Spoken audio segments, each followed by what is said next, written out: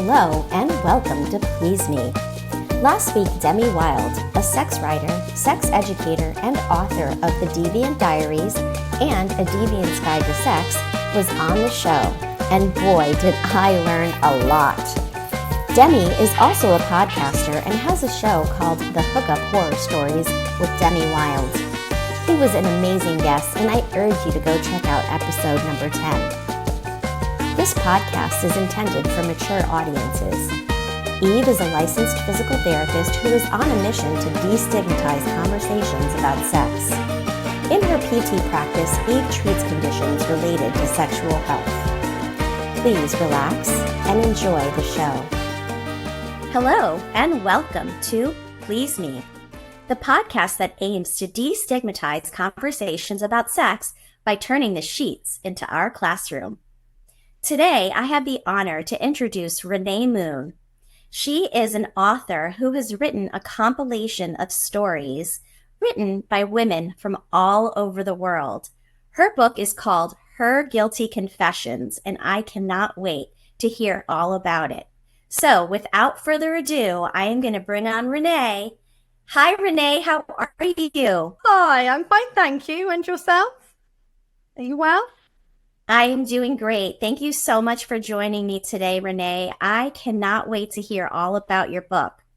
What made you interested in compiling a book of this nature and topic? Over the years, I've been chatting to girlfriends and women from all walks of life. And us girls like to discuss sex, fantasy, films, books, stories, each other's experiences, and I just wanted to do something that was true to life, real life experiences, real life fantasies, real women telling real stories, whether it's fantastical or whether it's lived in the real world. They bring it to life. That's their personal choice. But I wanted to do something that was real. Absolutely. I love this concept so much, and I am so excited to hear about some of the stories that you compiled and you found from different countries. And these, some of these countries are countries where, women are very repressed. I'm curious, can you give us a list of different countries? Not every single one, obviously, but just give us an idea of where some of these stories are coming from. Russia, India, Kuwait, the USA, Sweden, France, Spain. There's a whole plethora of countries that have women from countries that have taken part. That women were really, really forthcoming and very, very open, and it was a real pleasure, and I felt really privileged that they shared their fantasies with me. And they are so vast. So varied, I'm sure. Tell me your favorite story, one that really got you hot and bothered. I liked the concept. There's one called Baby Bull, and I liked the concept of that fantasy. It's way out there. It's a cuckold story, and it involves a young dom lady and an older gent. She met him in later life, and it just tells the story of her fantasy of wanting to get pregnant whilst partaking in her indulging herself in her fantasies and fetishes of dominatrix and the cuckold fantasy world. She actually wanted to get pregnant by her bull. And to me, the whole concept of it was so naughty but intriguing, because you put yourself in the mind, as you're reading, you put yourself in the mindset of each woman, and you actually feel like you're partaking. It's really, really fun and interesting. I really, really enjoyed it. But to be honest, there are so many that I really, really enjoyed. And they are so vast in subject matter, and there's no one the same. That there are no limits. There are no cans and can'ts. That's the whole thing about fantasy. It's very open, and you're free to do and think as you wish. That's the one thing that you can have for yourself, that nobody can tell you right from wrong. It's all totally normal. Totally normal. I absolutely agree. And for me, fantasies are something that pop into my head almost weekly. I have a very active imagination, and, something can trigger, me thinking about a fantasy. And, if it gets stuck in my mind for long enough, it can really develop into something, pretty incredible. And, what's amazing about fantasies is that it's your mind, and it's your own personal turn on. It doesn't necessarily have to come to fruition. It can just be a fantasy and just be something that turns you on. And I just love that. Yes, that's the whole thing about it. It's personal choice. You can keep it within. Is your own. You can share it with a partner or partners. You can live it out to its fullest. There's no right or wrong. You're free to do as you wish to do and how you feel. It's something that you can go back to over and over again. We all have our favorite go-tos. I myself have my favorite go-tos. That's human nature. I agree. When your mind is wandering and you're in the moment, your mind goes to different places. And I often think about certain things myself, So I think that that's what you're talking about, your go-tos in terms of fantasizing. And even, when I, look at porn, I always tend to gravitate towards the same type of subject matter because it's what turns me on visually. Mentally, different things turn me on. So fantasizing is different for me than visually looking at porn. But it's similar, you're right, in that, you have things that will turn you on. So you do go back to those things to kind of get you in that mind space while you're having sex or while you're masturbating even. Most definitely. So tell me about the most, and you already mentioned one that was a cuckold fantasy, about a woman who wanted to get pregnant by the bull. And I'm assuming that the cuckold was her partner. We didn't go into the details of that, but tell me about the most risque or shocking story, and what country it came from. In your opinion, obviously, everyone has different opinions about what's shocking to them or not, but I'm just curious to know which one you were like, whoa, and what country did it come from? Well, I actually think that one was probably the most shocking, the baby bull one, only because of the subject matter, and it involved having a baby. Right. Which you wouldn't normally expect to come into a fantasy, would you?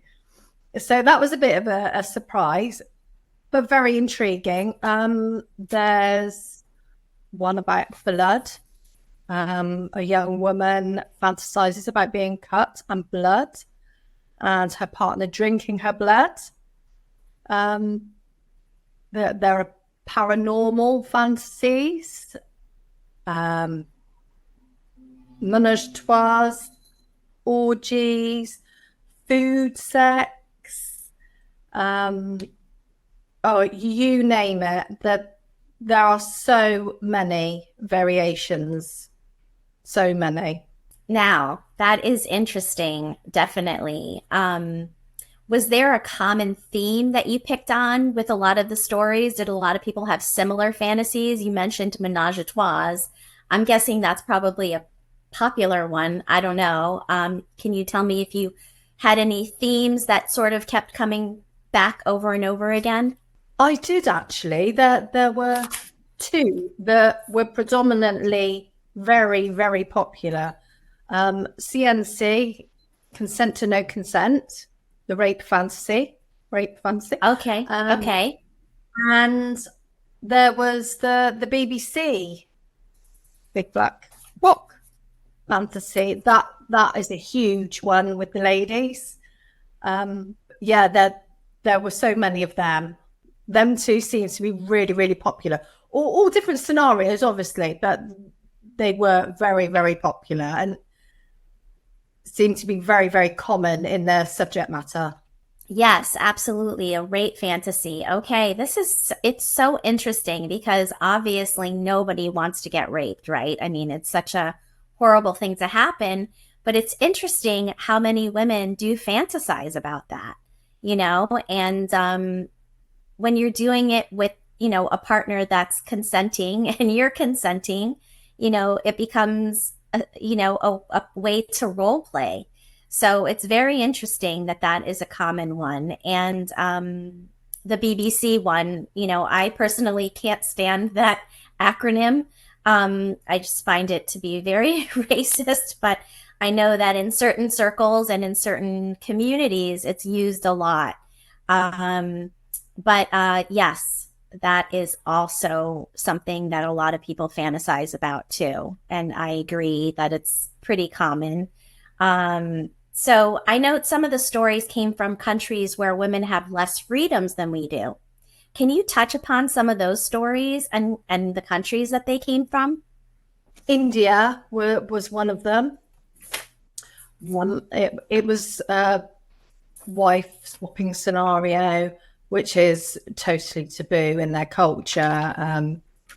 You stand a very good chance of getting in a lot of trouble in India with some of their belief systems. There was Kuwait, again, same sort of scenario. It seems to be swapping and sharing, swinging. I suppose is you always want what you shouldn't or can't have, and I'm gathering that comes into it from what I received in from ladies. It seemed to be that, well, that's human nature, isn't it? What you can't have, you want. So you seek it out. You shouldn't sometimes with some things, but some things, by all means. So they seem to be the two with the cultural triggers. Was the taboo subject of partner swapping. It's just a no-no in their culture, within the Indian and Middle Eastern culture. But it's a very common and big fantasy.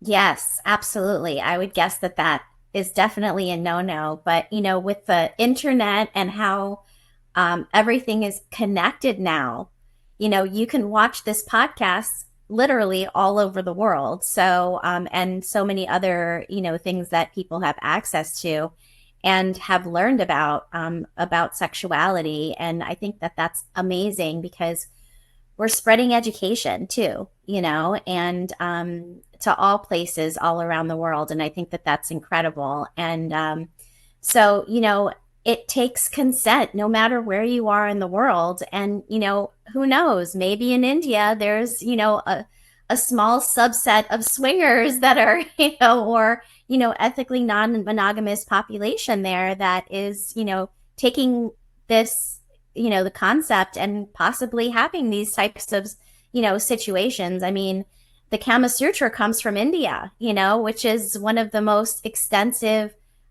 books on sexuality that has ever been created. And so that does not surprise me one bit that it came from India because there's a lot of creativity around sexuality in that country. So I most definitely would totally agree with you. Yeah, there are no limits to your mind, no matter where you are, and that's what I was finding. Women are united throughout the world in their fantasy worlds. There are no limits, and that's what's so good and positive about fantasy. It's a form of escapism to me, it's a form of escapism, not to everybody, but to me, I see it as a form of escapism, and to me, it's a positive thing. You know, if you can get enjoyment, whether it's mental, physical, or psychological, then go for it. Enjoy yourself. Life's short. Life's for living. Yes, indeed. Life is for living. Life is too short. And you know what? If we wait until we're in our 70s to have our, sexual liberation, we're going to have missed a lot of good years.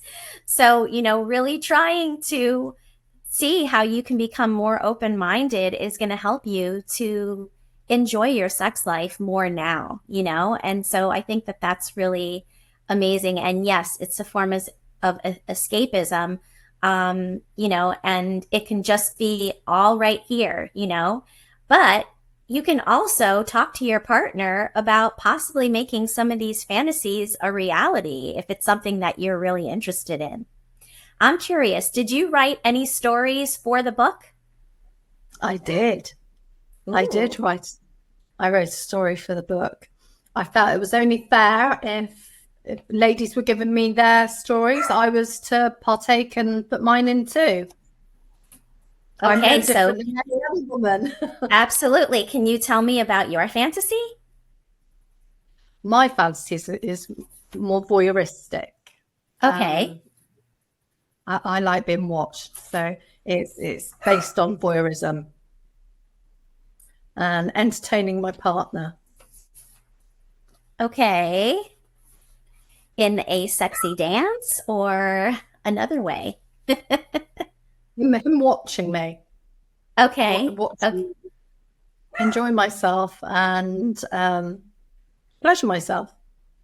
Nice. I love that. And, voyeurism and exhibitionism are two really common kinks, and we talk about kinks a lot on the podcast and how, in the USA, and I'm not sure what the statistics are for Great Britain, but in the USA, 45% of people, that have answered, a survey said that they consider themselves kinky. So that's almost half of the population, it's very, very common, and nobody talks about sex, or it's very rare. So this is what this is all about, is trying to bring these conversations to life, because there's no stigma and no shame in sex.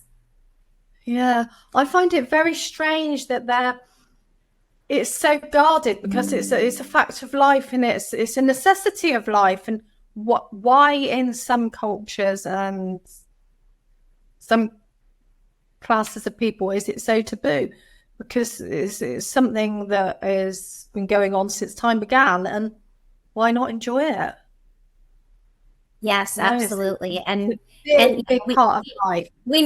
Exactly. And we know why, obviously, patriarchy, et cetera. I mean, there's like a list of things, right, that we can go down. But absolutely, there's no reason why. There is no reason why. Our mind is always creating, and there is no end to our creativity. Do you plan on doing a series? Because I know that my mind is always creating new fantasies. I can see that this book can easily be adapted to multiple books. I'm doing a male's version next, his guilty pleasures, and then I'm going to move on to our guilty pleasures, which is aimed at couples. Ooh, yes. This is going to be a great, trilogy that people will want to own all three. I think that that's so awesome. So I'm excited to hear about the other ones too. That's so exciting. I always ask my guests this question, and I hope it's not too personal for you, but I'm going to ask you a personal question now. What is your favorite sex position? I actually like Missionary. I like the closeness, the intimacy of it. I like to see, smell, feel, touch a partner. Yes. And you know what? Believe it or not, a lot of people think that Missionary is boring, right? But it is not boring. And you know what? That answer has come up over and over again amongst many different people, like, men, LGBTQ community, straight. I mean, it's come up across the board. And I think it's because it really does offer a connection with the partner. You can see the other person's eyes, you can look into their eyes, you can, kiss them at the same time. So it is a really great position to connect with your partner. So I think that is why that one is really, really popular. And you just said you like to smell, taste, and all of that, and Missionary is great for that. And I always like to say, it doesn't have to be boring. There are many variations of Missionary. We mentioned the Kama Sutra. That's a great place to look them up. But if you just plugged it into Google, you would find so many different options, Obviously legs down, but you can do legs up, legs over the arms, one arm, one leg up, one leg down, modified, Missionary, where you're on your back, but your hips are kind of, rotated a little bit. I mean, there's just so many different options with Missionary. And I think it's a great position to build connection. I just love the intimacy, that intimacy of Missionary, the different variations of Missionary. To me, it's very, very intimate and personal between you and your partner. That's why it's my favorite. I often talk about stimulating externally when getting penetrated, because women experience something called the orgasm gap, where they don't get their needs met as often as men do, right? And that's often because women are not getting properly stimulated in order to start penetrative sex, number one. And number two, they're not getting external stimulation during penetrative sex in order to reach climax. And 95% of women need external clitoral stimulation in order to climax. So I am curious, because I find Missionary to be difficult in that respect. I'm curious if you do as well, or if you use toys or your hand in that position. Maybe this is too personal, I don't know, but I'm going to ask anyway. No, I use my fingers and a toy. My favorite little toy is a little bullet. I've got a bullet and a pebble, both from Ann Summers. I don't know if you have Ann Summers over there, but they're my two favorite little toys because they're easily maneuvered and you can get them in most places. So that's my preference. But like you said, Missionary, there are so many variations. You can shimmy about and change the position of your hips. He can change position slightly. Absolutely. And, having these conversations and giggling through it as you're, having these conversations, while you're having sex is so key, because if you want to get your needs met and, this position is not quite working, but you can shimmy your hips a little bit to the right or to the left to get that spot, that's when you really need to be open and honest with your partner, and say, slow down, or a little to the left, a little to the right there, and communicate with them, because your partners, most of the time, I'm going to say most of the time, want to please you. And so it's important to really communicate so that they can get you there, because they want to get you there, and it's not all about the orgasm. But if you already are resigned to the fact that you're not going to have one, guess what? You never will. So, I think that it's important to, to want to have one, even if you don't get there, each time. But, wanting to get to that place where you are fully enjoying and reaching climax, that's like the pinnacle of pleasure. So I am always talking about the orgasm gap and closing that one person at a time. Yeah, I've spoken to a lot of people about the orgasm gap. I'm one of the lucky ones. I can orgasm over and over again. And I find when I orgasm, the more I orgasm, it gets better and better each time. I have multi-orgasms. It's not just one. Some women don't like that. Some do, some don't. I consider myself quite lucky. And I do get a lot of people ask me, is it, just general chit chat, talking about the book and I get people message me asking for advice. I just tell them to experiment, try and relax and enjoy yourself and whether you're on your own or with your partner, try and communicate with your partner. I mean, there's nothing nicer than when you fulfill your partner the way it makes you feel, and you know you've done that for them. It's a fantastic feeling, and that takes both ways, doesn't it? So yeah, I'm all for the orgasm gap, and I'm closing it. Yes, absolutely. I agree. So I want to ask where my listeners can find you, Rene. My book's available worldwide via Amazon, Barnes and Noble, Waterstones. There are numerous sites worldwide that it's available on now, but predominantly it's Amazon. So if you just put my name and the book title into Amazon, on whichever platform you are, whichever country, it will come up. And as far as I'm aware, it's translated as well, so there shouldn't be any barriers there either. Fantastic. Amazon.com. And is it on Audible then? Because Amazon and Audible are linked. No, I didn't do Audible because it would be so complicated doing it, because it's so personal to each woman. You would have to have so many different women, and it just seemed a bit too complicated for me at present. I might figure it out eventually, but at the moment I haven't sussed that out and got that far. It's on Kindle Unlimited, hardback, paperback, but not as far as Audible yet. But who knows? Watch this space. Absolutely. And do you have a website, Rene? I'm actually having a website designed at the moment as we speak, so that should be up and running shortly. I can be reached via SDC. My email is all over the internet. You just put my name in and you should be able to find my email. I'm on all the social platforms, so get me on any of them.